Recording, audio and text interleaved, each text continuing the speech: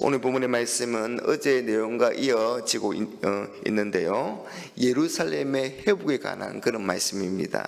먼저 금식에 관한 것입니다. 19절을 보십시오. 만군의 여호와가 이같이 말하노라. 넷째 달의 금식과 다섯째 달의 금식과 일곱째 달의 금식과 열째 달의 금식이 변하여 유다 족속에게 기쁨과 즐거움과 희락의 절기들이 되리니 오직 너희는 진리와 화평을 사랑할지니라. 여러분, 이 말씀은 앞선 7장 3절에 이 베델의 사람들이 질문에 대한 하나님의 직접적인 대답이라고 할 수 있습니다. 우리가 오래 금식을 계속해야 합니까? 이런 질문에 대해서 하나님은 4월과 5월과 7월과 10월의 금식이 변하여 기쁨과 즐거움과 희락의 절기들이 될 것이라고, 축제의 절기들이 될 것이라고 선언하십니다. 여러분, 4월의 금식은 이 바벨론이 예루살렘을 공격하여서 성벽이 무너진 것을, 5월의 금식은 이 성전이 불타고 파괴되고 예루살렘이 완전히 멸망당한 것을, 7월의 금식은 유다 총독인 그달랴가 죽은 것을, 10월의 금식은 바벨론이 유다를 포위하여서 이 치욕을 안겨준 것을 애통하며 잊지 않기 위한 그런 금식이었습니다. 여러분, 베델의 사람들은 가장 슬픈, 가장 큰 금식이라고 할 수 있는 이 5월의 금식에 초점을 맞추어서 이렇게 물었는데, 하나님은 모든 금식에 대하여, 모든 금식이 변하여서 기쁨과 즐거움과 희락이 될 것이라고 말씀하십니다. 여러분, 이것은 이 백성들의 삶의 자리자리마다 있는 모든 슬픔과 모든 애통을 모두 전부 기쁨으로 바꾸어 주시겠다는 말씀인 것입니다.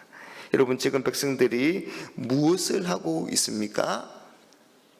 예루살렘 성전을 건축하고 있습니다.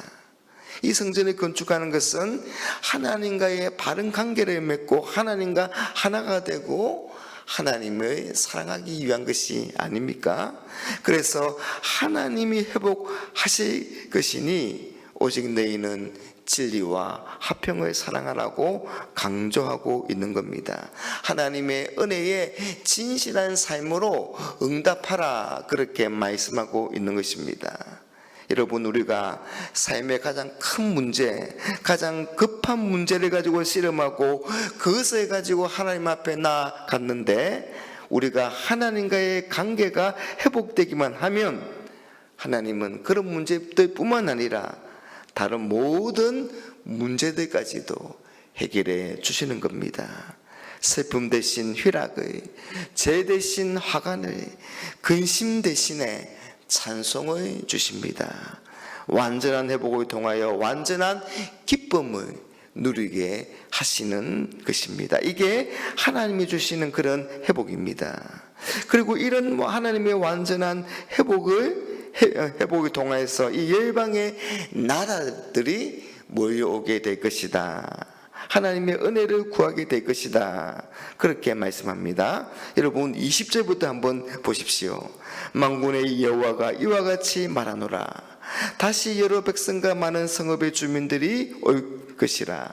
이 성읍 주민이 저 성읍에 가서 이르기를, 우리가 속히 가서 만군의 여호와를 찾고 여호와께 은혜를 구하자 하면 나도 가겠노라 하겠으며, 많은 백성과 강대한 나라들이 예루살렘으로 와서 만군의 여호와를 찾고 여호와께 은혜를 구하리라. 여러분, 예전에는 열방의 나라들이 예루살렘을 찾은 것은 이 예루살렘을 공격하기 위한 것이었습니다. 열방의 나라들은 예루살렘의 대적이었습니다. 그러나 이제는 이 열방의 나라들이 하나님을 만나기 위해서, 하나님의 은혜를 구하기 위해서, 하나님의 말씀을 듣기 위해서 예루살렘을 찾게 될 것입니다. 특히 이 열방의 나라들을 23절에 보시면 말이 다른 이방 백성이라고 표현하고 있습니다. 만군의 여호와가 이와 같이 말하노라. 그날에는 말이 다른 이방 백성 10명이 유다 사람 하나의 옷자락을 잡을 것이라. 여러분, 말이 다른 이방 백성이란 것은 그 옛날 바벨탑 사건을 말하는 것입니다.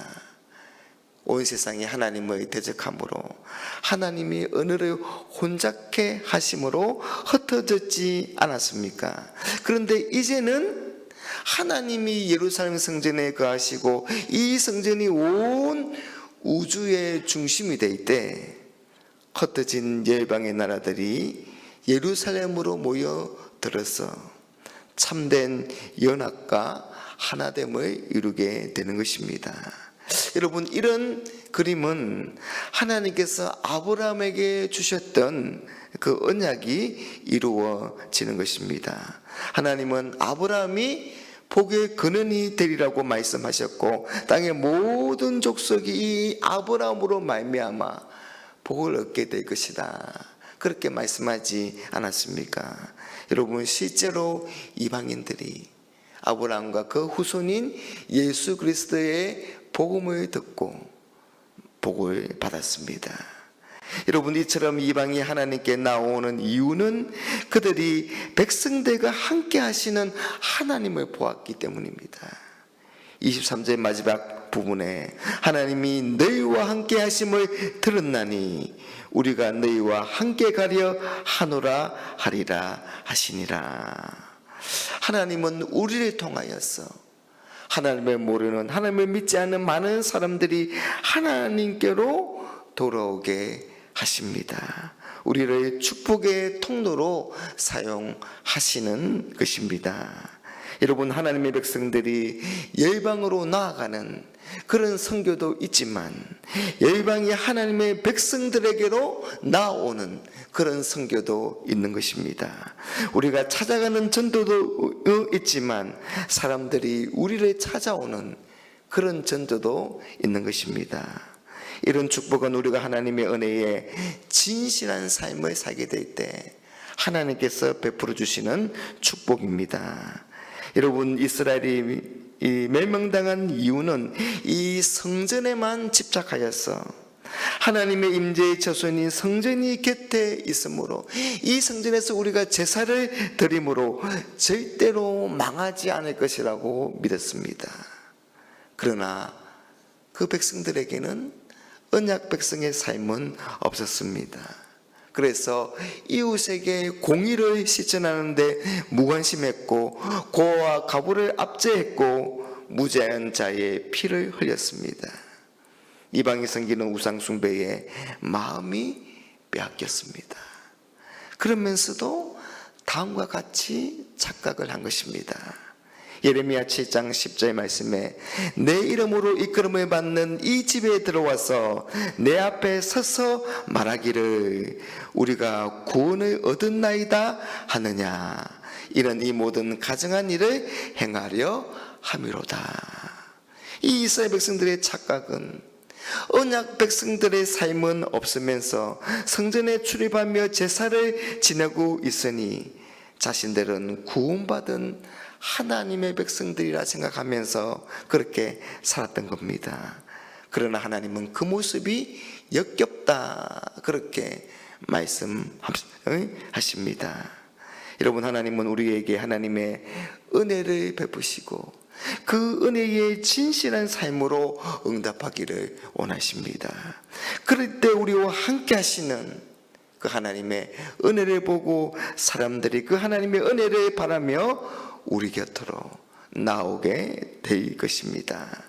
여러분, 하나님을 믿는 우리에게 가장 큰 축복이 있다면 내가 당신을 보니 하나님이 당신과 함께 하심이 분명합니다.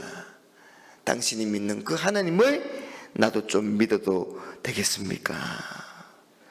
사랑하는 여러분, 진리와 화평을 사랑하는 우리를 통해서 하나님의 은혜의 진실한 삶으로 응답하는 그런 우리를 통해서 이런 놀라운 하나님의 은혜와 축복이 우리 가운데 가득하기를 주님의 이름으로 축복합니다.